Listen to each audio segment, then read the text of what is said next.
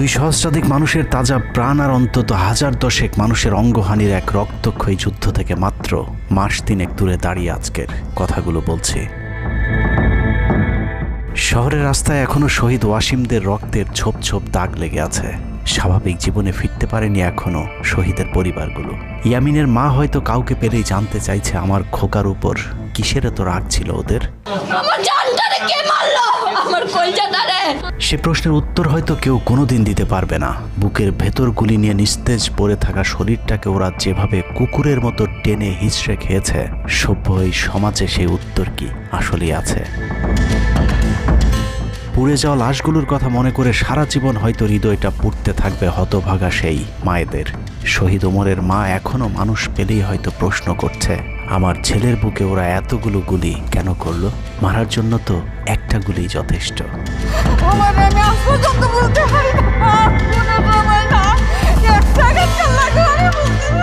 তৃষ্ণা পেলে মুগ্ধের মায়ের হয়তো কানে বেজে উঠবে, পানি লাগবে, পানি।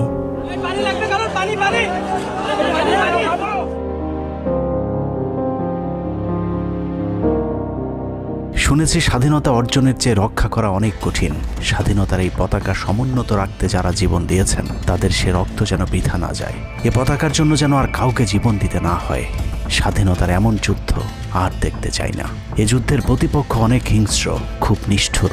ওরা বুকে গুলি নিয়ে কাতরাতে থাকা মানুষকেও শান্তিতে মরতে দেয় না। ওরা আরও রক্ত চায়। 15 বছর মুসলিম নিধন করে ওদের এতটুকু অনুশোচনা নেই। রক্তের নেশায় এখনো বুঁদ হয়ে আছে হিংস্র পশু আত্মাগুলো। এদিকে এক পক্ষ নিজেদেরকে বিজয়ী ভেবে ঘরে ফিরেছে। ঘরে ফেরার আগে যাদের বাড়ি ঘরে আগুন দিয়ে ঘর থেকে বের করেছিল, সেই শত্রুকেই আবার তুলে নিয়েছিল নিজেদের ঘরে। ছাত্রলীগ নিষিদ্ধের কথা বলছে। এই নিষিদ্ধ করবার ম্যান্ডেটটা, নিষিদ্ধ করবার অধিকারটা তাদেরকে কে দিল? তারা এদেশের মানুষ, রাজনীতি করার অধিকার সকলের আছে। আমাদের কেড়ে নেওয়া যেমন অন্যায় ছিল, আমরাও আরেকজনের কেড়ে নেওয়ার অধিকার, এটা আমরা এভাবে বলি। আওয়ামী মানবরূপী দানব ঘাড়ের উপর বিষাক্ত কার্বন ডাই অক্সাইড ফেলছে, আর আমরা সেটাকে অক্সিজেন ভেবে বুকে নিচ্ছি। বিষাক্ত সাপ থেকে নিরাপদ না হয়ে সাপ নিয়ে খেলার পরিণতি কি হতে পারে সেটা বুঝতে খুব বেশি দেরি করবার প্রয়োজন নেই। আমার এই বার্তা আপনাদের কাছে পৌঁছানোর কয়েক ঘন্টা পরেই আপনার ঘরে যে শত্রুকে জায়গা দিয়েছিলেন তাদের সেই বিষমাখা মুখের বিষ আপনার গায়ে নেয়ার জন্য প্রস্তুত থাকুন। পূর্ব দিকে তাকিয়ে দেখুন, আকাশ আবারও কালো হয়ে এসেছে। খুটখুটে অন্ধকার দেখে ঝড়ের গতি যতটুকু ভাবছেন, অন্ধকারের সেই ঝড়ো বাতাস আসলে আলোর চেয়েও বেশি গতি নিয়ে ধেয়ে আসছে সবকিছু লণ্ডভণ্ড করে দিতে। প্রলয়ঙ্করী সেই ঝড়ের কবল থেকে প্রিয় মাতৃভূমিকে বাঁচাতে হলে দেশ রক্ষার পবিত্র দায়িত্ব যাদেরকে দেয়া হয়েছে, চলুন দেখে আসি তারা আসলে কতটা প্রস্তুত। জুলাইয়ের মাঝামাঝি পর্যন্ত সেনাবাহিনী ছাত্র আন্দোলন নিয়ে তেমন মাথা ঘামায়নি। ছাত্রলীগ যেদিন ঢাকা বিশ্ববিদ্যালয়ে ছাত্রীদের উপর আক্রমণ করেছিল, মূলত সেদিন থেকে সেনাবাহিনীর অভ্যন্তরীণ বিভিন্ন গ্রুপগুলোতে আলোচনা সমালোচনা শুরু হয়। 17 তারিখ সকল ডিভিশনের জিওসিরা অফিসার এবং সৈনিকদেরকে কোনো ধরনের গুজবে কান না দেওয়ার পরামর্শ দেন। জিওসিদের পক্ষ থেকে সাফ জানিয়ে দেওয়া হয়, সরকার মিসক্রিয়েন্টদের বিরুদ্ধে যথাযথ ব্যবস্থা নিচ্ছে, এটা নিয়ে সেনাবাহিনীর মাথা ঘামানোর কিছু নেই। 11 ডিভিশনের মেজর জেনারেল খালেদ আল মামুন, 55 ডিভিশনের GOC major general Mahbubur Rashid এবং কুমিল্লা ডিভিশনের জিওসি জাহাঙ্গীর আলম ছিলেন সবচেয়ে বেশি আক্রমণাত্মক। ছাত্রদের পক্ষে কোনো পোস্ট কিংবা প্রোফাইল পিকচার লাল করার বিরুদ্ধে তাদের ছিল কঠোর বার্তা। 17 জুলাইয়ের গুরুত্বপূর্ণ আরেকটি ঘটনা হলো, Hasina air chief marshal Hasan Mahmud খানকে বিমান বাহিনীর MI-17 হেলিকপ্টারকে এভি গান কনফিগারেশন লোড করতে বলেন, যা মূলত যুদ্ধকালীন চূড়ান্ত সময় ব্যবহার করা হয়। এয়ার চিফ হাসিনাকে উল্টো প্রশ্ন করেন, আমাদের সেনাবাহিনী কি এখনও ফেল করেছে? তাহলে এত দ্রুত বিমান বাহিনী কেন? বিমান বাহিনী প্রধানের মুখের উপর এমন বক্তব্যে শেখ হাসিনা প্রচণ্ড ক্ষেপে যান। এর পরপরই তিনি বিমান বাহিনী প্রধানের বিরুদ্ধে পদক্ষেপ নেওয়ার জন্য ব্রিগেডিয়ার জেনারেল ইমরান হামিদ এবং লেফটেন্যান্ট জেনারেল মুজিবকে নির্দেশ দেন। আর্মি ইন্টেলিজেন্স থেকে এই পরিকল্পনার তথ্য জেনে বিমান বাহিনী প্রধান ওই রাতেই তার নিরাপত্তার জন্য গাজীপুর থেকে এয়ার কমান্ড নিয়ে আসেন, যে ইউনিটটি এখনও বিমান বাহিনী প্রধানের নিরাপত্তার দায়িত্বে ঢাকাতেই অবস্থান করছে। যাই হোক, বিমান বাহিনী প্রধান সেদিন রাজি হলে ব্ল্যাকআউটের সময়টা আরও ভয়ঙ্কর হতে পারত। বিমান বাহিনীর সহায়তা না পেয়ে শেখ হাসিনা পরদিন র্যাব প্রধানকে ডেকে আদেশ দেন তার হেলিকপ্টার প্রস্তুত রাখার। র্যাব প্রধান হাসিনার আদেশ অনুযায়ী ছাত্রদের বিরুদ্ধে অপারেশনে হেলিকপ্টার ব্যবহার করেন। হেলিকপ্টারের গুলিতে যতগুলো হতাহতের ঘটনা ঘটেছে সবগুলোই র্যাবের হেলিকপ্টার থেকে করা হয়েছিল। র্যাবের পাশাপাশি ঢাকার বাইরে দু একটি পাদে প্রায় সবকটি ডিভিশনের জিওসিরা দেশের বিরুদ্ধে অবস্থান নিয়েছিলেন। ঢাকার বাইরে থেকে বিশেষ করে ডিভিশন সাপোর্ট ব্যাটালিয়নকে অগ্রাধিকার ভিত্তিতে ঢাকায় নিয়ে আসা হয়, কারণ তাদের সাথে এপিসি সুবিধা ছিল। এপিসি গাড়িগুলো মূলত ছাত্রদের বিরুদ্ধে চূড়ান্ত পদক্ষেপ নেওয়ার জন্যই আনা হয়েছিল। রাষ্ট্রীয় গুরুত্বপূর্ণ এলাকা কেপিআই রক্ষায় 19 তারিখে সেনা নামানোর সিদ্ধান্ত নেওয়া হয়।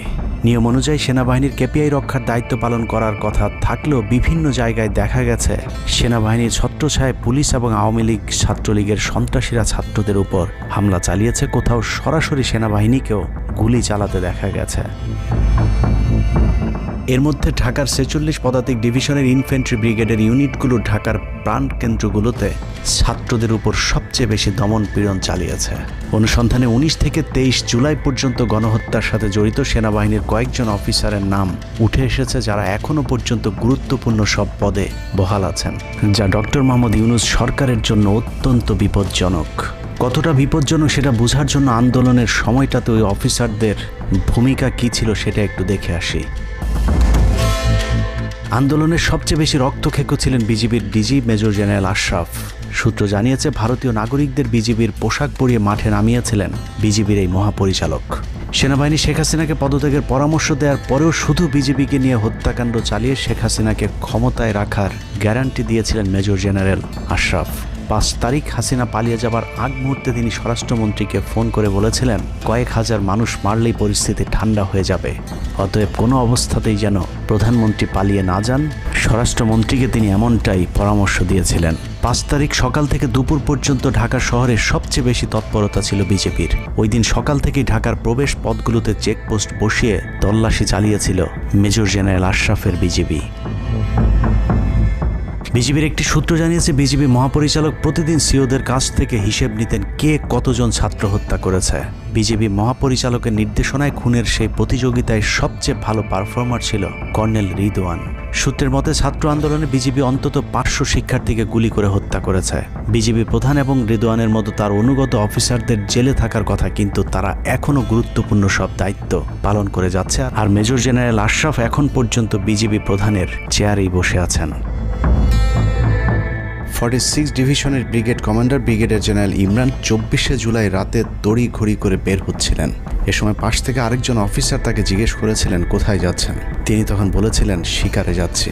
শিকার শেষে পরদিন নিজেদের মধ্যে কতজনকে গুলি করে মেরেছেন তা নিয়ে হাসাহাসি করেছিলেন brigade commander brigadier general Imran. Brigadier Imran 5 তারিখ যারা কুয়ের পরিকল্পনা করেছিলেন তাদের মধ্যে অন্যতম। যদিও সেনা প্রধানের দূরদর্শিতায় তা সম্ভব হয়নি, কিন্তু অদৃশ্য কারণে তার বিরুদ্ধে এখনও পর্যন্ত কোনো ব্যবস্থা নেওয়া হয়নি। কুমিল্লার জিওসি মেজর জেনারেল জাহাঙ্গীর আলমের পাঠানো কুমিল্লার 15 বিট সাপোর্ট ব্যাটালিয়নকে বাড্ডায় ছাত্রদের দমনে নামানো হয়েছিল। আপনাদের মনে থাকবার কথা 4 তারিখ দুপুরে কুমিল্লার একটি ভিডিও সোশ্যাল মিডিয়াতে ছড়িয়ে পড়েছিল, যেখানে দেখা গিয়েছে সেনাবাহিনীর একটি এপিসি থেকে পুলিশের দিকে লক্ষ্য করে ফায়ার করা হচ্ছে। অনেকের মাঝে একটি ভুল ধারণা রয়েছে যে কুমিল্লা ক্যান্টনমেন্টের সেনাবাহিনী হয়তো ছাত্র জনতার পাশে দাঁড়িয়েছিল। মূল ঘটনা হলো 4 তারিখ দুপুর 11টার দিকে সোশ্যাল মিডিয়াতে ছড়িয়ে পড়া ওই ভিডিওটি একজন জুনিয়র অফিসারের ব্ল্যাঙ্ক ফায়ার। ওই সময় ছাত্রদেরকে দেখা যায় এপিসির পাশে উল্লাস করতে। ঘটনার পরপর কুমিল্লার কুখ্যাত সন্ত্রাসী এমপি বাহার শেখ হাসিনার মিলিটারি সেক্রেটারিকে বিষয়টি ফোন করে জানালে উক্ত এপিসি ইউনিটটিকে ক্যান্টনমেন্টে ব্যাক করান জিওসি জাহাঙ্গীর আলম। ওই ঘটনাটিকে তিনি পরবর্তীতে নিজের ক্রেডিট হিসাবে মানুষের সামনে তুলে ধরে নিজেকে আওয়ামী বিরোধী হিসেবে চালিয়ে দেওয়ার চেষ্টা করেছেন, যার ফলশ্রুতিতে তিনি ডিজিএফআই প্রধানের মতো গুরুত্বপূর্ণ একটি পদ বাগিয়ে নেন। অথচ 4 তারিখ ওই ঘটনা বাদে কুমিল্লায় সবখানে সেনাবাহিনীর পাহারায় ছাত্র জনতাকে হত্যা করেছে আওয়ামী সন্ত্রাসীরা। যে সেনা প্রধানও নাকি তাকে তার চেয়ার থেকে সরাতে পারছেন না। কদমবুচি জেনারেল খ্যাত মেজর জেনারেল মাহবুবুর রশিদ যশোর ডিভিশনের জিওসি সামরিক নিয়ম ভেঙে গোপালগঞ্জে সবার সামনে হাসিনার পা ছুঁয়ে সালাম করেছিলেন major general Mahbubur Rashid. 5 August এবং 7 আগস্ট সেনাবাহিনীর গাড়ি পোড়ানোর পরেও সেনাবাহিনীকে কোনো অ্যাকশনে যেতে দেয়নি সেনাবাহিনীর এই আওয়ামী কর্মকর্তা। সূত্র জানিয়েছে 5 তারিখের পর থেকে এ পর্যন্ত একাধিকবার গোপালগঞ্জ আওয়ামী লীগ নেতাদের বাড়িতে গিয়ে বৈঠক করেছেন তিনি। অথচ মাহবুবকে এখনও পর্যন্ত জিওসির পদে বসিয়ে রাখা হয়েছে। তার এই ক্ষমতাকে কাজে লাগিয়ে আওয়ামী লীগের অসংখ্য নেতাকর্মীকে ভারতে যাবার সুযোগ করে দিয়েছেন major general Mahbubur Rashid. Colonel Asad Khulna DGFI এর ডেড কমান্ডার। সেখানে বসে তিনি রয়ের সব পরিকল্পনা বাস্তবায়ন করে যাচ্ছে। জুলাই আন্দোলনের সময় যিনি আর্মি অফিসারদেরকে বলেছিলেন দেখে দেখে গুলি করেন, প্রতি গুলিতে একটা করে মারতে হবে, অথচ সেই কর্মকর্তা এখনও খুলনাতে বসে বিএনপি জামায়াতের নেতাকর্মীদের মধ্যে বিভক্তির ষড়যন্ত্র করে যাচ্ছে। খুলনা অঞ্চল দিয়ে তার সহায়তায় শেখ পরিবারের সবচেয়ে বেশি সংখ্যক সদস্য ভারতে পালিয়েছে। বগুড়া ডিভিশনের GOC major general Khaled Al Mamun এখনও জিওসি পদে আছেন। বগুড়া থেকে আসা 11 ডিভিশনের 7 ইস্ট বেঙ্গল এনে ঢাকার প্রবেশ পথ নিয়ন্ত্রণের জন্য গাজীপুরে রেখেছিলেন তিনি। উত্তরা গাজীপুর এলাকায় সংঘটিত হত্যাকাণ্ডের বেশিরভাগই জড়িত ছিল বগুড়ার 7 ইস্ট বেঙ্গল।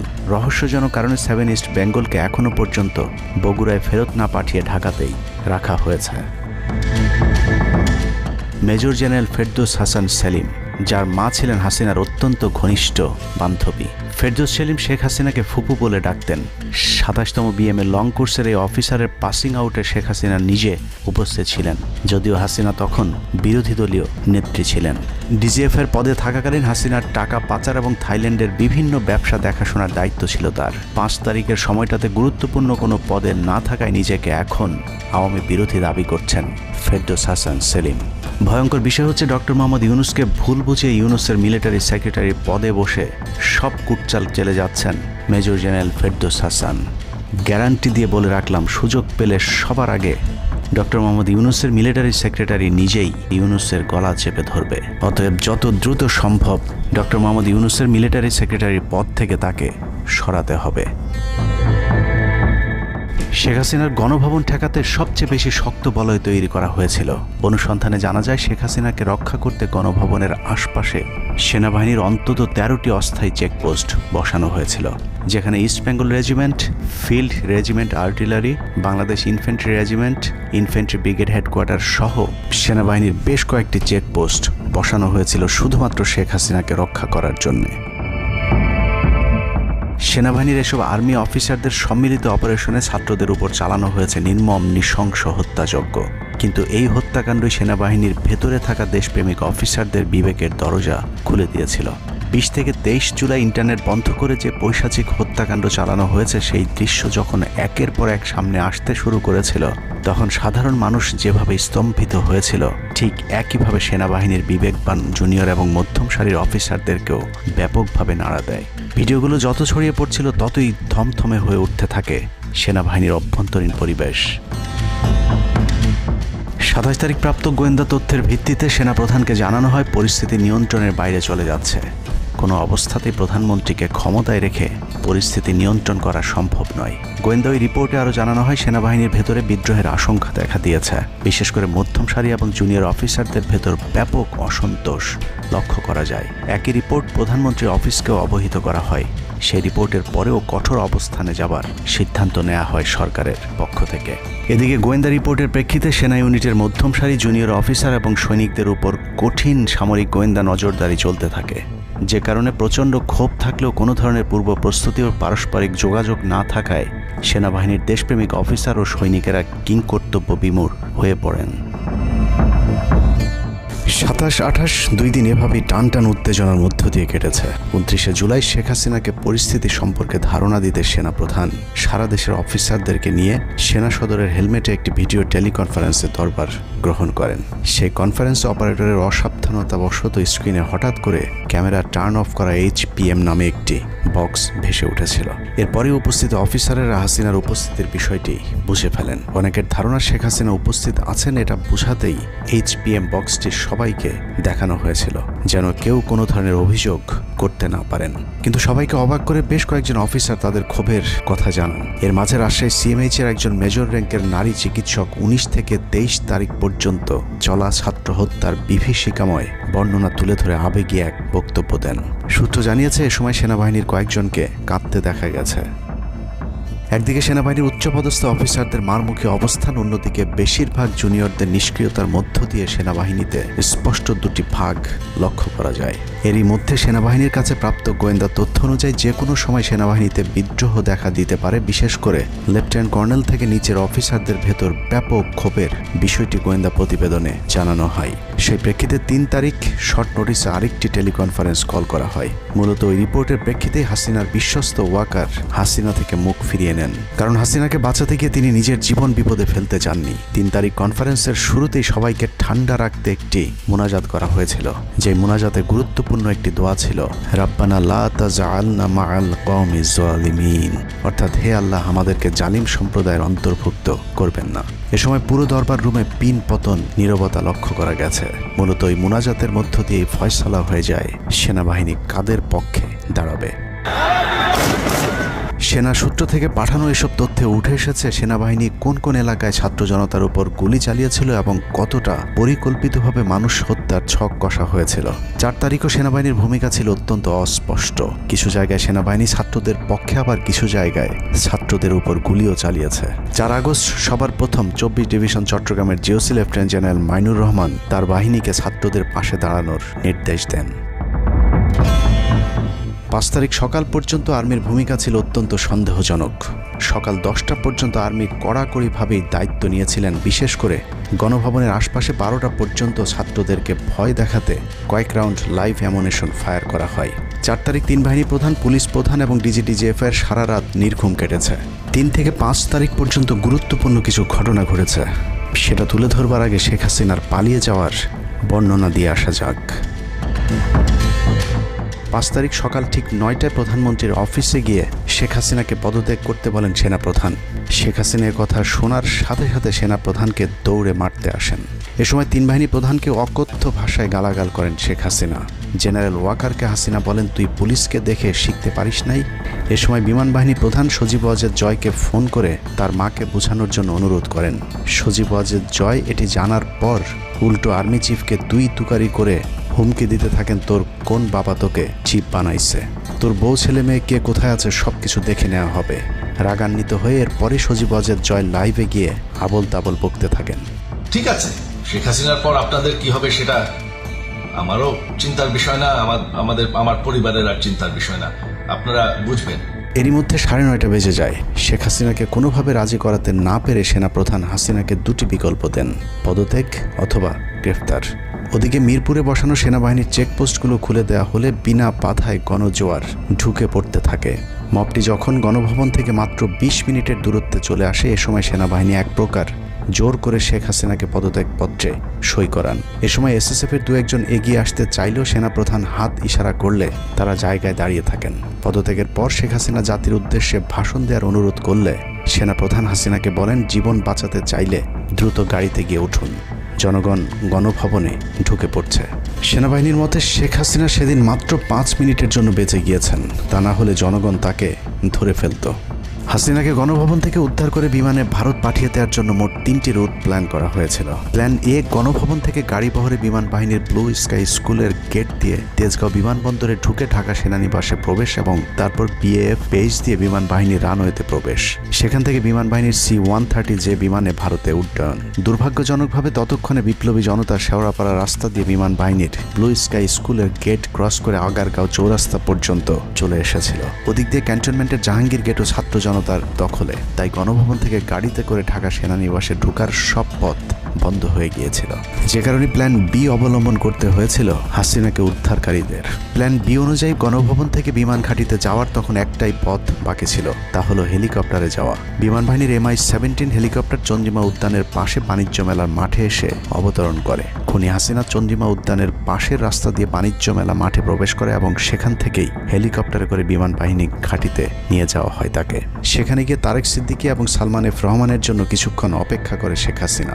তবে শেষ পর্যন্ত সালমান এফ রহমানের পৌঁছাতে দেরি হয় শেখ হাসিনাকে নিয়ে কোনো গন্তব্য ছাড়াই 10:45 মিনিটে উড়াল দেয় বিমান বাহিনীর C-130 জুলিয়েট বিমানটি।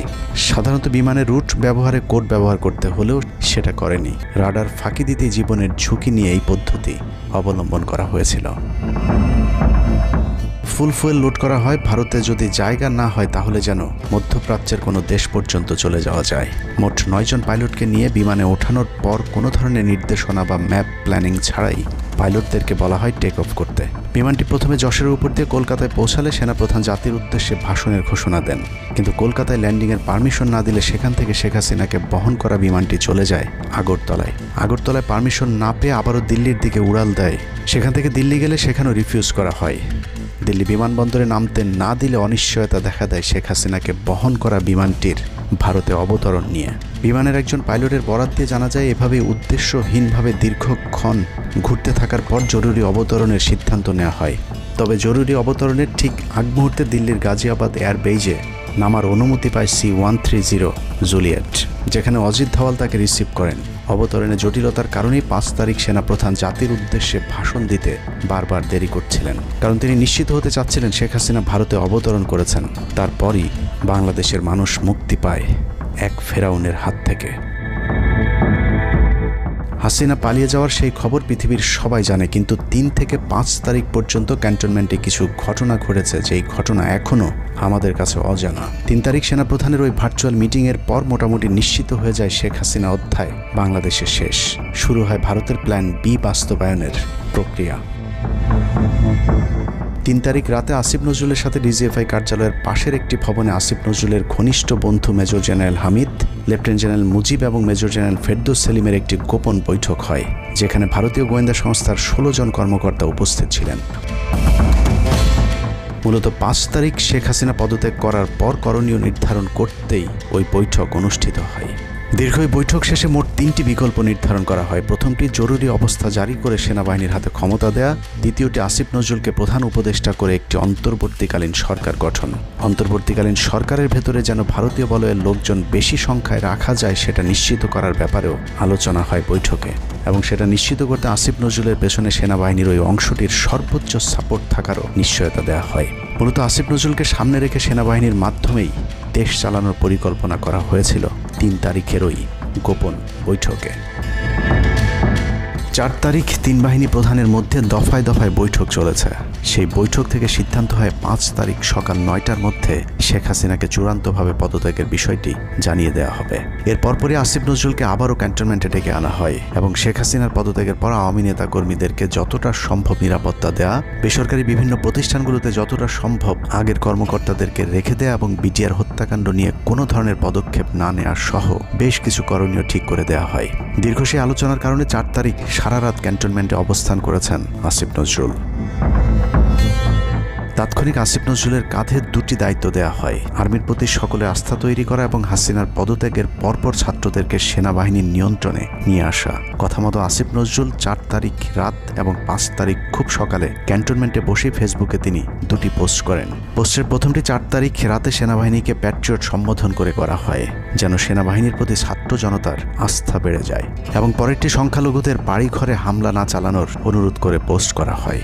দুপুর 12টার আগে আসিফ নজরুলের করা হিন্দুদেরকে নিয়ে ওই পোস্টে প্রমাণ করে আসিফ নজরুল আগে থেকে জানতেন কিছুক্ষণ পর আসলে কি ঘটতে যাচ্ছে। আমরা এখন আর্মি চিফের সাথে একটা আলোচনায় আছি। আমি যতটুকু ওনার সাথে কথা বলেছি আমার কাছে মনে হয়েছে, আশা করছি আপনাদের জন্য অনেক বড় সুসংবাদ আসছে। বিজয়ের খবর আগেই জেনে যাওয়াটা সমস্যা না, কিন্তু সমস্যা হলো আসিফ নজরুল সবাইকে আন্দোলনের কেন্দ্রবিন্দু ঢাকা বিশ্ববিদ্যালয়ে যেতে না বলে ক্যান্টনমেন্টের সুখবরের অপেক্ষায় থাকতে বলেন। মূলত আসিফ নজরুলের ওই ফাঁদে পা দিয়ে ছাত্র জনতার জুলাই আগস্ট বিপ্লবের বিজয় হাতছাড়া হয়ে গিয়েছিল। ছাত্রনেতাদের সরলতাকে কাজে লাগিয়ে আসিফ নজরুল নাহিদ আসিফদেরকে সেনাপ্রধানের কাছে আসতে বলেন। নাহিদ, আসিফ, মাহফুজরা সেনাপ্রধানের কাছে যাবার আগে আসিফ নজরুলের প্রধান উপদেষ্টা হবার বিষয়টি চূড়ান্ত হয়ে যায়। সমন্বয়কেরা পৌঁছানোর পর সেনাপ্রধান তাদেরকে জানায় আসিফ নজরুল হচ্ছেন প্রধান উপদেষ্টা, কিন্তু ছাত্ররা ডক্টর মোহাম্মদ ইউনুসকে প্রধান উপদেষ্টা বানানোর দাবি করলে আসিফ নজরুল তাদেরকে জানায় ডক্টর ইউনুস প্রধান উপদেষ্টা হতে রাজি নয়। কিন্তু ছাত্র নেতাদের সাথে ইউনুসের আগে থেকে যোগাযোগ ছিল, যে কারণেই সেনাপ্রধানকে ছাত্ররা জানায় আমরা ডক্টর ইউনুসের সাথে একান্তে কথা বলতে চাই। ছাত্ররা ডক্টর ইউনুসকে ফোন করলে তিনি জানান প্রধান উপদেষ্টা হতে চান না সেনাবাহিনী কিংবা আসিফ নজরুলের কাছে তার এরকম কোনো বার্তা তিনি দেননি। এরপর ছাত্র নেতাদের দাবির মুখে ইউনুসকে প্রধান উপদেষ্টা বানাতে বাধ্য হয় সেনাবাহিনী। ডক্টর মোহাম্মদ ইউনূসকে প্রধান উপদেষ্টা করা হলেও ক্ষমতার কেন্দ্রে থেকে যায় ভারত নিয়ন্ত্রিত ক্যান্টনমেন্টের মদতপুষ্ট আসিফ নজরুল, যাকে তারা সুনিপুণভাবে গেল এক যুগে তিলে তিলে তৈরি করেছেন। আসিফ নজরুল তার মন্ত্রণালয়ের বাইরেও সবখানে নিয়োগ থেকে বদলি বরখাস্তের একক ক্ষমতা ভোগ করতে থাকে।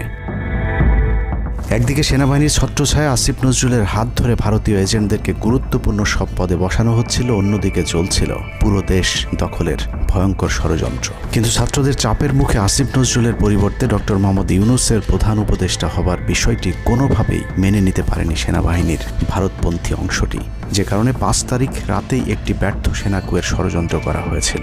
5 তারিখের পরপরই ইউনূসের একের পর এক ভারতীয় আগ্রাসন বিরোধী বক্তব্যে আতঙ্কিত হয়ে ওঠে ভারতীয় বলয়, যে কারণে 8 তারিখ শপথ নেয়ার আগেই ডক্টর মোহাম্মদ ইউনূসকে হত্যা করে সেনা কুয়ের আরেকটি চেষ্টা চালায় সেনাবাহিনীর ওই অংশটি। 8 তারিখ ডক্টর ইউনূসের নেতৃত্বে নতুন সরকার শপথের ঠিক আগ মুহূর্তে একটি সেনা কুয়ের চেষ্টা করা হয়। কুয়ের নেতৃত্ব দেন লেফটেন্যান্ট জেনারেল মুজিব এবং মেজর জেনারেল হামিদুল হক।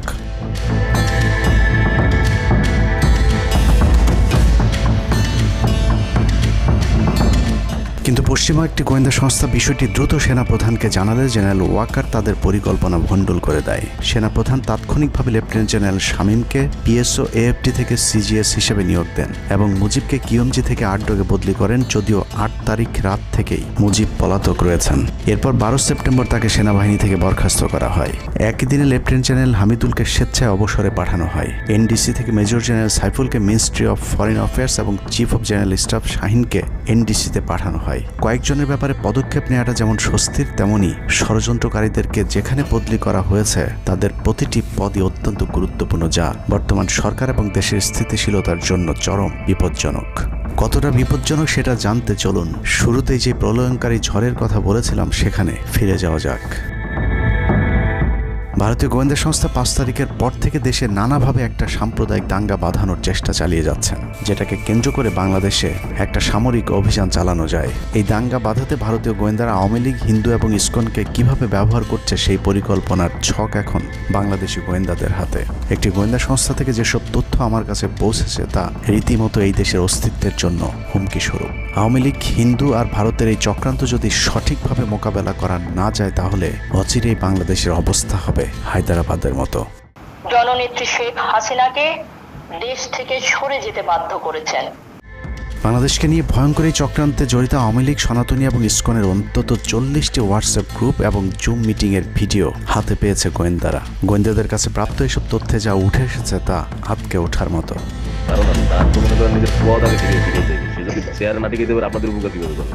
সেনাপ্রধান জামাত হলে এতদিন আওয়ামী লীগ বাইচে ফেলা দিত, ঠিক আছে? এটা তো আমাদেরও আওয়ামী লীগেরও একটা গেম হতে পারে, বলা যায় জামাত শিবিরের উপরে সব চাপা দিতে পারে, এটাও হতে পারে।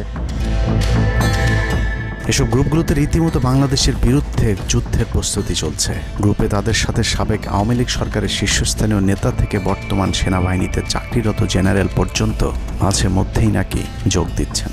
নানক ভাই থেকে শুরু করে আমাদের সুজিত দা, তারপর আরো অনেক টপ লেভেলের যারা মন্ত্রী, মিনিস্টার, প্রতিমন্ত্রী, তারপরে ইভেন কামাল ভাই।